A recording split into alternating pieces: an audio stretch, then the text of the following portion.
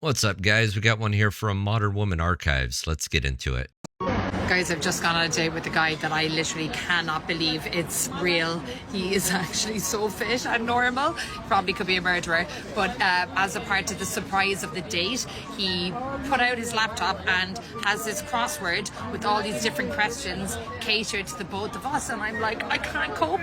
I honestly feel like he's not real. Also, I've had 3 hours sleep and I'm demented because I'm just post nights. So I'm trying to keep my cool, but what the fuck is going on? I'm telling you, he's not a real person. To the fact that I'm like shook. I'm waiting for it to all go downhill. So at the end of the day, I'll wake up tomorrow. We'll both hate each other, and that's kind of the end of that. And I'm trying to not self-sabotage, but I'm literally like, don't bring up any like weird stuff. And then I'm bringing up every ex-boyfriend I've ever gone with and any trauma I've ever had in my life. So I've been ghosted, so that's been great. You know, some people say it's humbling. I say it's absolutely shit, right? You go from literally thinking someone really likes you to then vanishing. So obviously in the last video, I was talking about how great this guy was. You know, he came out, like, brought out a crossword, did all the little subtle things, like slight little love bombing, not too much. And then after the date, kept on messaging me, like being really nice, really interested. And then slowly started to vanish. And since last Thursday, I have not heard one word. Nothing, nada. Like, I totally get it, right? If someone loses interest and if someone just doesn't like you, that's totally fine. We're all adults here. It was one date. But this guy, after the date, just made such an effort and then just no. So at the end of the day, it's done. One of the girls was like, why don't you contact him? What is the point in contacting these people? Okay, I've just seen the hottest man and he works in the Devonshire. I'm trying to not make it obvious, but he's got curly hair, looks like Michael Collins, like old-fashioned-esque, tall, pulling pints. We need to find him. Mission Devonshire man, I'm going in. I'm going to try and find him. Let's go. Sorry.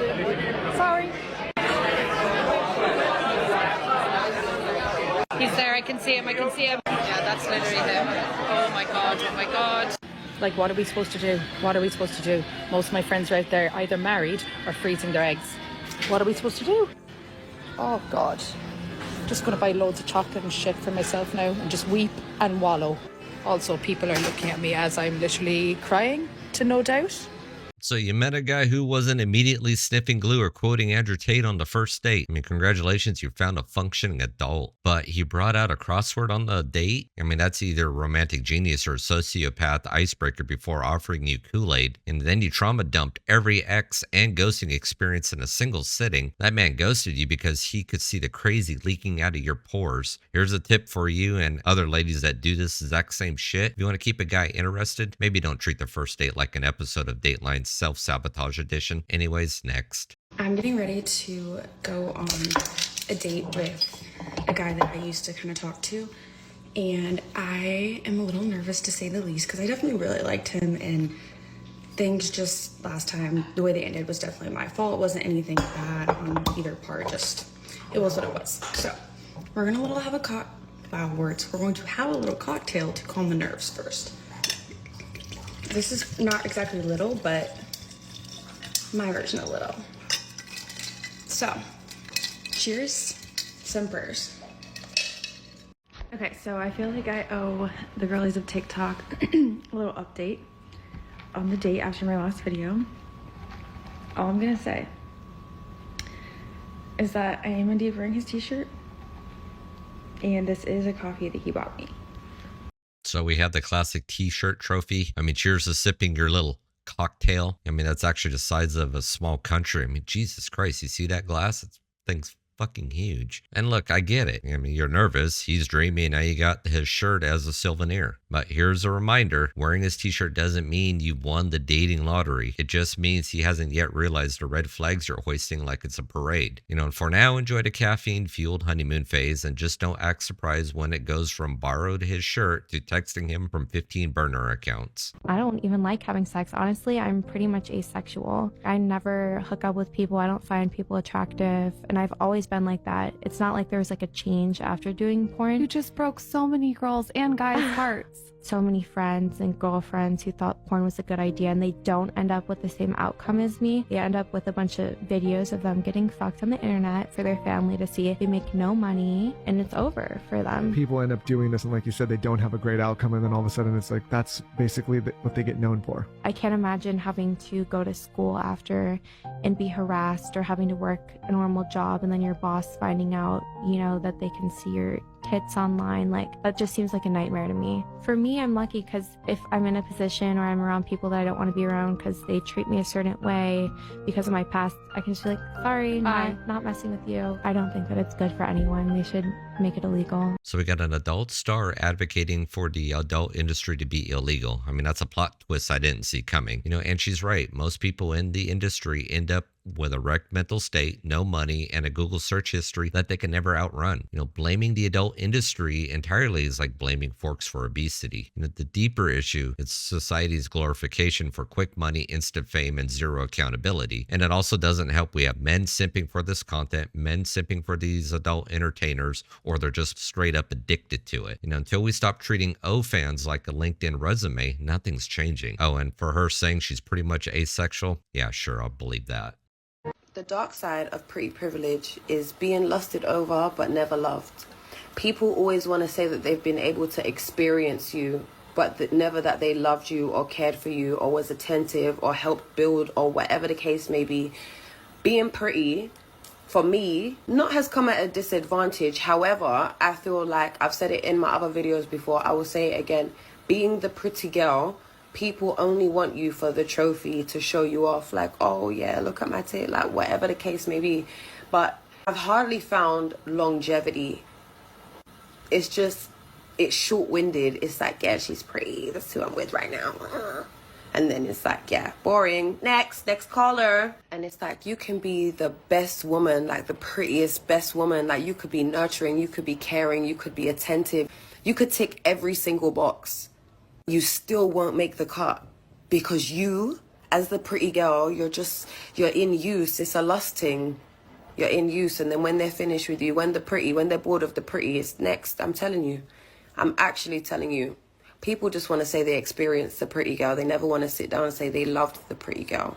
Pretty privilege sounds like a first world problem wrapped up in a Kardashian filter. Yes, you're lusted over, but not loved? I mean, shocking, really? Men value appearance first, women value resources. It's nature's balance. And crying over not being seen while simultaneously chasing validation screams irony. I mean, here's the reality. Looks fade, and without depth, you're just an Instagram post waiting to expire. Instead of playing the world's tiniest violin, maybe try building something that isn't dependent on external validation. Or just keep swiping. It's cheaper than therapy. You know, whatever.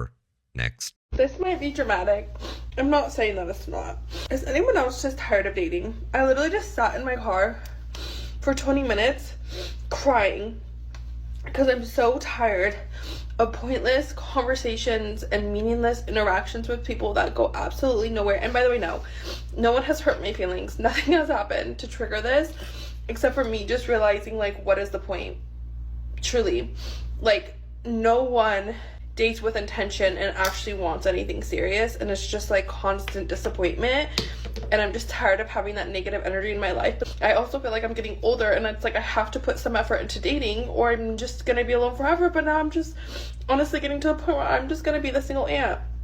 So crying in your car over meaningless conversations? Welcome to the modern dating circus, where swiping right feels like a job hunting and meaningful connection is as elusive as a unicorn on Tinder. I mean, the truth is nobody dates with intention anymore because apps have gamified relationships. You're not a person, you're a profile on a dopamine slot machine. You want a real connection? Ditch the app, stop crying in your car, and find a hobby that doesn't involve filtering your face into oblivion. I've been so negative recently about my dating journey because it just feels like it's this like uphill battle. I meet a nice guy, we talk for a little while, and then at some point he says, oh, I'm not ready for this or that. I'm not ready to move to the next step. I'm not ready for the next phase. Another thing I've been finding is that I think someone matches my energy, and then I find out that he can't handle the heat. He can't handle the pressure. I'm at the forefront of a very successful business that I've helped build from the beginning. I'm well-versed, well-spoken. I think I'm a God-fearing woman. Like, come on. This isn't a message about like my qualities and why hasn't somebody opened their eyes? It's not what this is about. However, why hasn't somebody opened their eyes? Like, what's going on here? Call me crazy. Okay, you're crazy. Easy as that. But look, another boss babe wondering why her God-fearing, high-value, entrepreneurial queen energy isn't landing her Mr. Right. And newsflash, men don't care about your resume. They want peace, not a PowerPoint presentation on your business milestones. If guys keep bailing at the next step, maybe it's because your vibe screams, I'll emasculate you with accomplishments. Instead of waiting for someone to see your worth, how about learning to balance ambition with femininity? Or not, it's your choice. Just stop whining about it online. I feel like what's hard for me about always being single and just dating right now is that feeling that you're not being chosen by anyone. Chosen in the sense that they just want to be with you. They want to make sacrifices, make the effort. They're sure about you. They're sure about it. No questions. Firstly, how I combat this, as I was doing earlier, is I think about all of the people in my life who do choose me. My friends, my family, my peeps on the internet, the loyal story repliers, that's my family. And then I think about, this is a quote, kill that urge to be chosen, choose yourself. And annoying as that is, and I know we don't want to hear that for the millionth time, that is the only option. And how do you choose yourself? Do what's best for you. Focus your energy on your life. Stop thinking about other people. So we got the dreaded not being chosen pity party again. Newsflash, being chosen isn't the goal, being valuable is. Men want women who complement their lives and not add drama or demand sacrifices like it's a Greek tragedy. I mean, that choose yourself mantra, it's annoying but true. Build yourself up, focus on your own goals, and stop treating relationships like the ultimate prize. Confidence is attractive, neediness, not so much. And if all else fails, remember, cats are a valid life plan. As always, modern dating is a dumpster fire. We've just seen it again today. Between apps turning love into swipe and ghost game, hyper independence leaving no room for connections, and people mistaking validation for self-worth, it's no wonder everyone's crying into their Starbucks. Solutions? Take the red pills. Step off the hamster wheel of superficial dating and build something real. Men, stop chasing validation from women who treat relationships like an emotional rehab. Continue to work on your mind, body, soul, health, and money. Also quit simping. Women, learn the difference between independence and arrogance. It's not about dimming your lights, it's about not blinding everyone else with it. Anyways, guys, that's the end of the video here. If you like what you've seen today, hit that like button, share, subscribe, all that fun stuff. Drop me a comment down below on what you think. I'll catch you on the next one. Peace.